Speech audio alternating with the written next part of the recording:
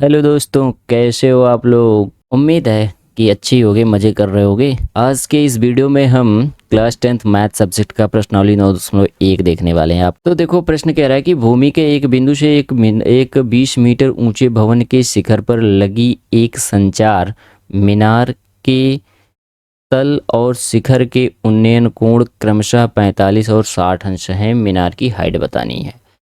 देखो, ये आ गया तुम्हारे सामने घर, और इस घर पर समझ लीजिए कि एक घर यहाँ से यहाँ तक ऊंचा है, मतलब इसकी ऊंचाई ये दिया हुआ है। तो ऊंचाई हम अभी लिख लेते हैं। और ये देखो, ये मान लीजिए मीनार है। कह रहा है कि 20 मीटर ऊंचा भवन है। भवन जो है जमीन से कितना है, 20 मीटर की ऊंचाई पर है। भूमि के एक बिंदु से, भूमि का कोई एक बिंदु है, मान लेते हैं भूमि का, भूमि बिल्कुल समतल पे यहाँ पर कोई एक बिंदु है, ठीक है। तल और शिखर, मीनार के तल और शिखर का उन्नयन कोण क्रमशः 45, मतलब इस बिंदु से मीनार के तल का उन्नयन कोण कितना है, 45 अंश है। इस जमीन से कितना है भाई, 45 अंश। और इसी तरीके से शिखर का उन्नयन कोण कह रहा है कि भाई 60 अंश है। चलो बना दे रहे हैं, 60 अंश हो गया। ये कितना हो गया, ये तुम्हारा 60 अंश हो गया। बात समझ गए। कह रहे कि भाई मीनार जो है, ये रेड कलर में मीनार जो बना हुआ है, इसकी ऊंचाई बताओ कितना होगा। तो चित्र आई होप आप समझ गए होंगे। चित्र को अब मैं हटा देता हूँ। देखो, ये चित्र हट गया, ठीक है। ये स्ट्रक्चर निकल के आया। अब जो कुछ इसमें पूरा नहीं है उसको हम पूरा कर लेंगे। देखो, इस तरीके से आधार को हमने मिला दिया। ठीक है। भवन ये है तुम्हारा। भवन की हाइट प्रश्न में दिया है 20 मीटर, ठीक है। प्रश्न में कितना दिया है, 20 मीटर। यहाँ पर हमें क्या निकालना है, इस मीनार की हाइट को निकालना है। मीनार की हाइट को मैं x मान लूँ। मीनार की हाइट हमने क्या मान लिया, x मीटर, ठीक है। तो ओवरऑल कितना हो जाएगा भाई, घर और मीनार दोनों एक साथ, x मीनार हो गया, घर 20 हो गया, भवन जिसको कहोगे। इस तरीके से हो गया। अब इस चित्र का नामकरण कर लो।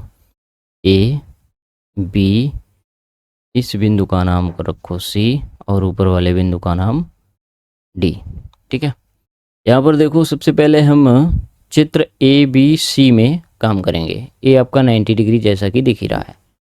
तो यहाँ पर लिखोगे त्रिभुज ABC में, ABC में tan 45 अंश बराबर हो जाएगा लंब बटे आधार ABC में, ए वाले छोटे वाले में, नीचे वाले में।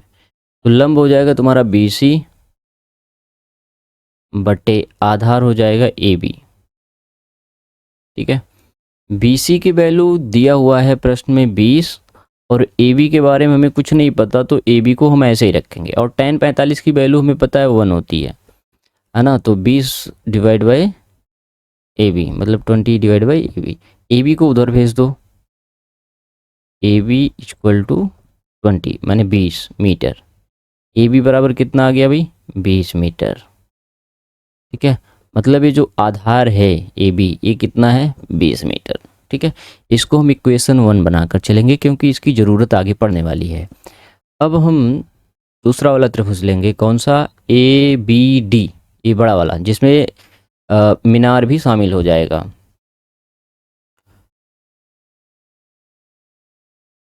ABD, त्रिभुज ABD में tan 60 अंश इक्वल टू लंब हो जाएगा तुम्हारा BD, आधार हो जाएगा AB, ठीक है।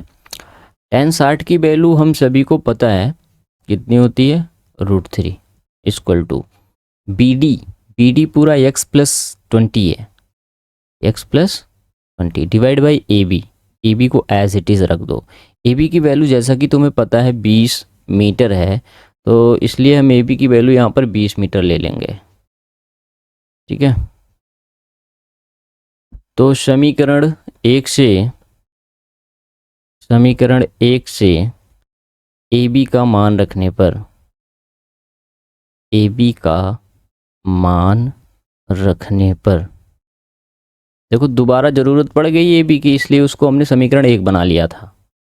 और 10, अच्छा 60 की वैल्यू रखी जा चुकी है तो 3 हो गया, x प्लस 20 हो गया।